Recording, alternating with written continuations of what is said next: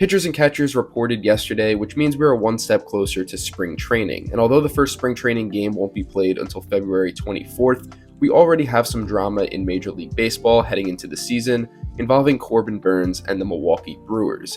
Before I get into it, welcome to the War Room, a channel where I discuss all things sports related. Subscribe to the channel if you're new, and let's get straight to it. MLB's free agency process is definitely more complicated when compared to other sports, and that's largely due to the minor league system that every player has to go through. In baseball, it's not like you can draft a player first overall, and then he'll go directly to the big leagues on a massive contract. After a player spends years in the minors and finally makes an MLB roster, he'll likely be making close to the league minimum, which is about $700,000 per year. Then after 3 years of service time, you are eligible for arbitration, and after 3 more years of that, you can officially become a free agent.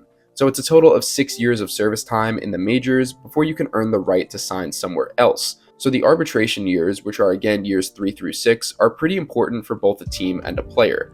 Arbitration basically works like this. A player thinks that based on his contributions from his previous 3 years on the team, he is worth X amount of money for year 4, but the team, taking the same things into consideration, believes he is worth Y. If the two sides can't come to an agreement on a salary, they head to arbitration. At arbitration, a player gives his reasoning for why he believes he's worth the amount he said, while the team does the same thing.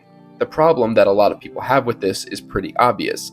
The team that you play for is openly saying in front of you all the reasons why they think you aren't as valuable to the team as you think you are.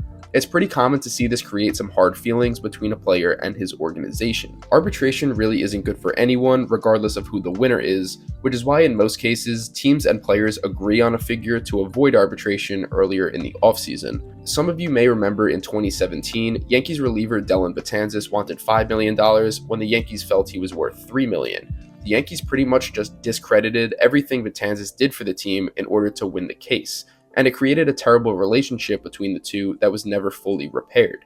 Similar situations happened between Marcus Stroman and the Blue Jays and Trevor Bauer with the Indians. Well, this year it was Corbin Burnes' turn. Burnes and the Brewers just recently had their hearing, and he was seeking $10.75 million to play this season, while Milwaukee felt he was worth $10.01 million. Just looking at these two numbers, the two sides really were not that far apart, so it's kind of surprising that they couldn't just settle on a number to avoid this whole mess that was about to take place. Well, Burnes ended up losing his case, so he'll make the lower amount for this upcoming season, and when he was asked about it earlier today, he had this to say. Yeah, like I say, you kind of find out your true value. You think you work hard for 7 years in the organization and 5 years with the big league team, and you get in there and basically they value you much different than what you thought you contributed to the organization. And it's just, it's obviously it's tough to hear, it's tough to take, but they're trying to do what they can to win a hearing. But I think there was obviously other ways that they could have gone about it, and probably been a little more respectful with the way they went about it. But at the end of the day, here we are.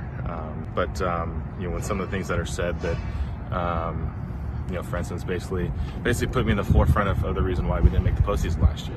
That's something that probably doesn't need to be said. We can go about a hearing without having to do that.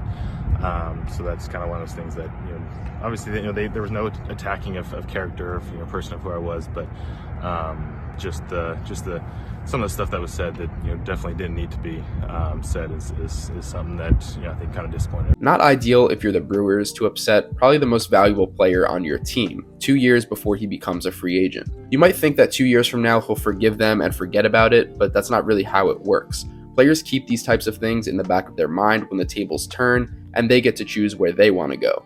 Especially for a homegrown star player like Burnes, it'll really look bad on Milwaukee if this is the reason he chooses to leave them in 2025. Burnes had always been a really good starter for this franchise, but the last 3 years is where he really took his game to a new level. In the 2020 COVID season, he was 4-1 with a 2.11 ERA and finished just outside the top 5 in National League Cy Young voting. In 2021, he was 11-5 with an MLB best 2.43 ERA plus 234 strikeouts, made his first career All-Star game, and won the National League Cy Young Award. In 2022, he was an All-Star once again with a 12-8 record, a 2.94 ERA, and a National League leading 243 strikeouts, plus a number 7 finish in the Cy Young voting. Burnes is one of the best pitchers currently in Major League Baseball, and he's one of the best players the Brewers have ever had in their franchise's history. But the team would rather hurt their relationship with this guy then pay him an extra $750,000, which he without a doubt deserves, and his pocket change to a franchise worth $1.28 billion. The Brewers might have won this arbitration hearing, but they definitely took the biggest L in this whole situation. But what do you guys think about everything? Let me know in the comments below. Baseball season is right around the corner, so if you want more videos updating you guys on news like this, be sure to be subscribed to the channel, like the video if you enjoyed, and thank you for watching. And as always, I'll see you guys in the next one.